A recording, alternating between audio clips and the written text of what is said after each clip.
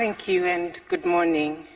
And I would like to take this opportunity to thank the conference organizers for inviting me to share on PrEP implementation in middle and income countries. But I have decided to revise the title and call it Breaking the Cycle from Squandering to Seizing Opportunities for Impactful HIV Prevention. So here's an outline of my talk this morning. We will review progress in PrEP uptake, explanations of some of the things we must do now to improve implementation, and finish with some closing thoughts. And so some history. The first efficacy results for oral PrEP read out in 2010. It was 2 years before FDA approved oral PrEP and almost 3 years before we had WHO recommendations. WHO issued recommendations for PrEP 1 year after EMA gave positive opinion, and then for Caberly, FDA approval came 1 year after the study results, and the WHO recommendation came shortly after. So it looks like we are getting a little faster with regulatory approvals and time receiving WHO recommendations over the years. Yesterday, we listened to efficacy results from lenacapavir, and we're looking closely and waiting eagerly to see how long it will take before we can get regulatory approval and recommendations by WHO. So about our PrEP uptake. As at the end of Q1 this year, there has been a cumulative 6.7 million new PrEP initiations globally. Of the 6.7 million, 3 million have initiated in the last year, and almost all of these initiations are oral PrEP initiations. We have very few on PrEP ring, and almost all the 12,000 Caberly initiations are in the US.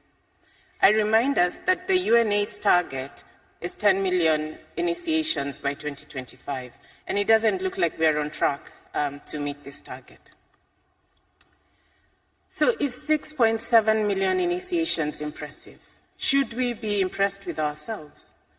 Between 2012, when oral PrEP was approved by FDA to date, there have been an estimated 17 million new HIV infections, 17 million.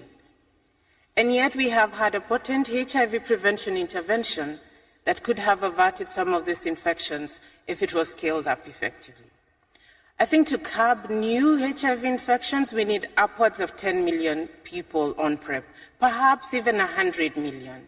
But 6.7 million is dismal, and we should be embarrassed. I'd like to share these charts with you.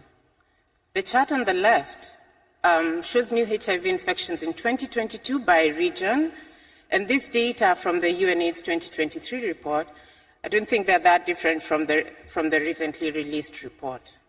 And the chart on the right shows the cumulative number of new PrEP initiations through Q1 of 2024, what we have just talked about. And so here, you see that East and Southern Africa and Western and Central Africa, in red boxes, contribute to the vast majority of new infections, but also has the highest number of PrEP initiations. So perhaps PrEP is going to where it is needed most, even though it is not sufficient, since the new infections are still so high. But here are some gaps. Regions such as Asia and the Pacific and Eastern Europe and Central Asia combined contribute to about 35% of new HIV infections, and yet PrEP initiations are so low, at less than 5% of all initiations. So we cannot say that we're doing well until we're doing well everywhere. Key populations also have huge gaps in prevention coverage. This chart depicts data from select countries with available data in Asia and the Pacific. And this is just HIV prevention coverage. PrEP coverage, specifically among key populations, is typically very low, less than 5%. It will not complete a row of dots on these charts. And so we are not following the epidemic. Key populations need PrEP, and we are not getting it to them. And it is not just LMICs with gaps. PrEP fails to reach people who need it most in high-income countries. HIV incidence in the US is highest among Black and Hispanic populations, but PrEP use among these populations is lowest. A recent analysis of pharmacy data by Patrick Sullivan demonstrates PrEP inequities. In this figure, the length of the arrows represents the extent of the inequities compared to equitable use. See how long the arrows are for Black and Hispanic populations, and also for women. So addressing these inequities among specific populations in high-income countries is paramount. And so what are the excuses we make for slow progress and gaps in implementation? We say there are problems with daily dosing and side effects with oral PrEP, and it's not easy to conceal, and the bottle rattles, and so users are likely to experience stigma and judgment when they're found to be using. We also say that people who would benefit from PrEP do not perceive its benefit or are not aware of its existence or have competing life priorities. We understand that providers are few and underworked and find it challenging to have conversations about sexual health, sexual and reproductive health during their conversations. And then health systems are very complex to navigate for people, who are not unwell and wish to protect themselves from HIV. So the net consequence of all of this is that we have low PrEP uptake and we have early discontinuations for those who start. And this makes PrEP programs look like they're failing or are not doing well. But how much have we invested to get programs to succeed? So I think, what should we do to address some of these gaps? One, I think, let us introduce PrEP choice. We know that availability of choice puts the user in control. Making active choices from available options helps users have greater ownership and satisfaction of a decision and makes them more likely to follow through with their decision. A WHO systematic review reported increased persistence and an increase in contraceptive prevalence rate with each additional contraceptive method. And we are beginning to see a similar story in HIV prevention.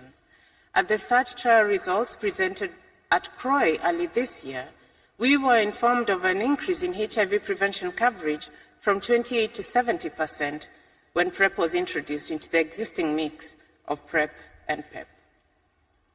So PrEP is becoming a reality, but it is happening really slowly. And while I am careful not to pitch one method against another, I think when we give oral PrEP and give PrEP ring, we do not have certainty about its use in the way we do when we administer an injection. With an injection, we know for sure that an individual is protected for 2 months or 6 months, depending on the product.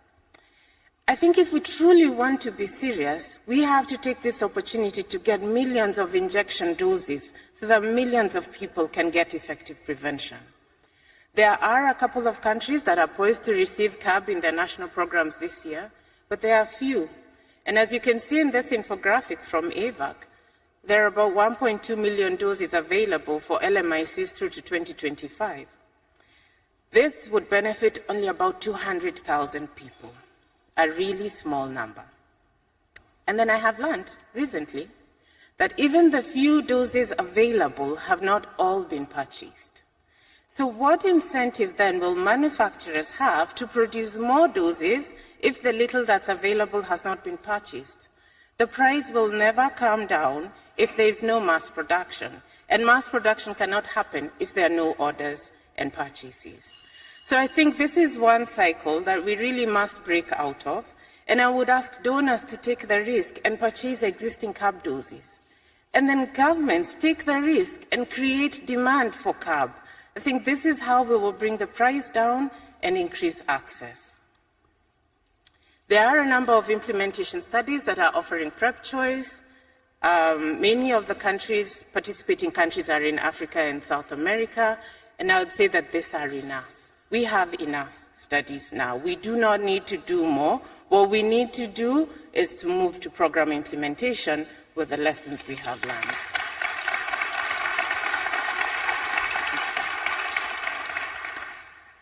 And then we now have learned results out. Let us seize this opportunity to set a new standard and make it available to all who need it fast. Gilead, really, you have been called out many times, expedite submissions to regulatory bodies, who should then be swift to review. And then donors, please start having pricing negotiations now and volume guarantee discussions now to ensure a sustainable supply before generics come to market. WHO should set up systems to ensure recommendations are released as early as possible. And then countries should be thinking about introduction plans. Each country does not have to do its own introduction study. We should instead have a few coordinated non-research pilots with thousands of PrEP users across many countries that will provide relevant information for LEN introduction and for other new products. So besides having several options that users can pick from, PrEP services need to be simplified, and WHO has called for decentralization, demedicalization, and innovation as we offer PrEP. And this simplified, innovative delivery has taken many forms, including delivery in public, private, community places, by peers, and taking advantage of technology. In Vietnam, for example, PATH runs a PrEP program that serves transgender women. They have a one-stop shop delivery approach that offers STI, mental health, and primary health services. When they introduced gender-affirming services to their programs, there was an increase in the number of individuals who came to get PrEP. And as you can see here, their monthly refills have been consistently high among transgender women receiving services at these sites. In South Africa, the team at WITS RHI has implemented numerous activities to reduce burden among adolescent girls and young women. PrEP information is delivered through various channels, and services have been brought to the community at mobile clinics, at chief homesteads, and at community pharmacies. And it is not just PrEP that but they also provide self-care packages that resonate with and are important to the young women. In Brazil, use of technology to reach young and vulnerable MSM who are lagging behind in PrEP access has been instrumental. Projects have taken advantage of social media and geosocial networking apps to reach this population and keep them engaged. One project reported great refill rates over a year of follow-up for young and vulnerable MSM who had been engaged through technology. So I think making PrEP easy and fun by innovating access points, innovating how to engage with populations that would benefit most, and by meeting their other needs, which may sometimes be more important than their needs for HIV prevention, may be the way to succeed at PrEP implementation. We need to employ approaches that are welcoming, that allow clients to keep coming back again and again, and try and do prevention again, even if they did not succeed at their first attempt. But we do have some missed opportunities we need to address. Pregnancy and breastfeeding constitutes periods of increased likelihood of getting HIV, and incident maternal HIV infections at this time results in increased probabilities of transmission to their unborn babies. In 2022, 1 in 5 HIV infections were due to new maternal infections during pregnancy and breastfeeding. We cannot succeed at eliminating maternal to child transmission if we do not intensify PrEP delivery in this population. So shouldn't we have an opt-out approach for PrEP among pregnant and breastfeeding women, especially in high incidence areas? I think doing so will be preventing HIV in 2 people at once, and that seems quite cost-effective to me. The other thing is that pregnant and breastfeeding women are also left out from new methods as they get developed because they're excluded from clinical trials.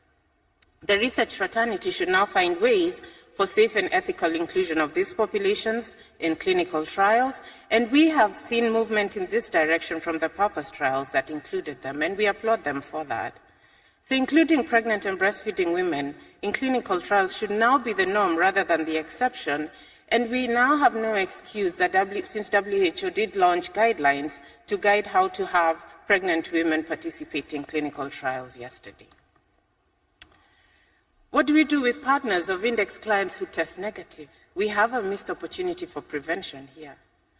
Programs focus on finding partners who test positive for HIV, but we are not paying attention to those who test negative.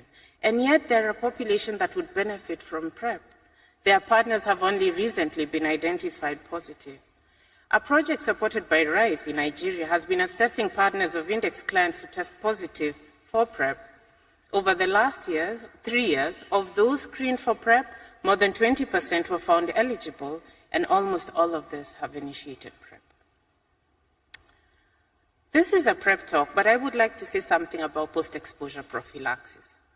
An effective but underutilized intervention.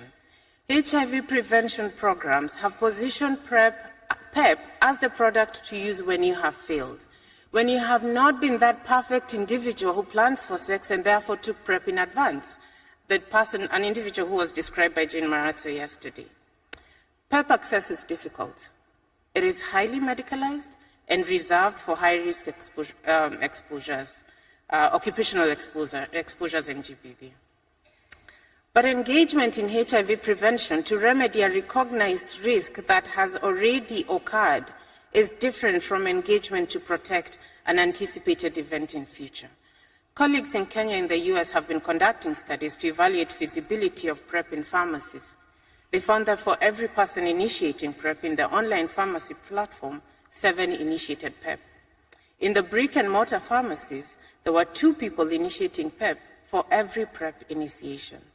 These findings were not expected going into these studies, and all demand generation work was geared to promote PrEP. This work has been presented at this conference by Patricia and Tabitha, and I encourage you to look at it. But I think it is unacceptable that there is absence of meaningful PrEP programming in the face of high client demand and existing pharmacy distribution channels that are proving to be the preferred channel of delivery.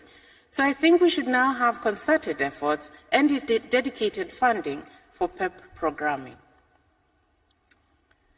PrEP programs have been obtaining uptake, continuation, and current use indicators. To collect this data, facilities have registers, often paper, with columns upon columns of data for each client that the provider has to complete, and then summarize this into aggregated reports. Most countries have additional reporting requirements that are a burden to providers. And then some of these indicators that we collect are challenging to interpret. For instance, effective use does not always mean continuous use. People may cycle on and off PrEP effectively, but our indicators are not able to pick this. So we need a new approach to PrEP MND that is not just an adaptation of the tools we have used for treatment. We need indicators that are less burdensome and more informative. WHO has proposed a new set of indicators to enable us better understand the scale and impact of PrEP programs, and an example is the volume of PrEP prescribed. Catherine Kripke and Jessica from Aveni, as part of the Mosaic Consortium, have examined the feasibility of collecting this indicator and have presented work at this conference. Donor investments for PrEP programming have been low and difficult to quantify, and any increases have been slow. PrEP funding is usually on the margins of other programs. And I think we remain in a state of imbalance. On one hand, we have PrEP users and providers trying to make PrEP work, despite challenges with products and service provision that make it difficult for PrEP users to start and stay on PrEP. And then on the other hand, we have donors who are looking at the small, slow numbers and using this to justify a reduced investment in PrEP. So this is another cycle that I think we must break out of, and the donor community should help us get out of this cycle. Resources are necessary to scale up innovative preferred service delivery models. Resources are needed to get people to try PrEP over and over, and that's normalized PrEP. We cannot just sit and wait for new products because people need prevention now. So to you, the donor community and governments, I think you need to wholeheartedly commit to bringing HIV infection to an end by seriously investing in HIV prevention.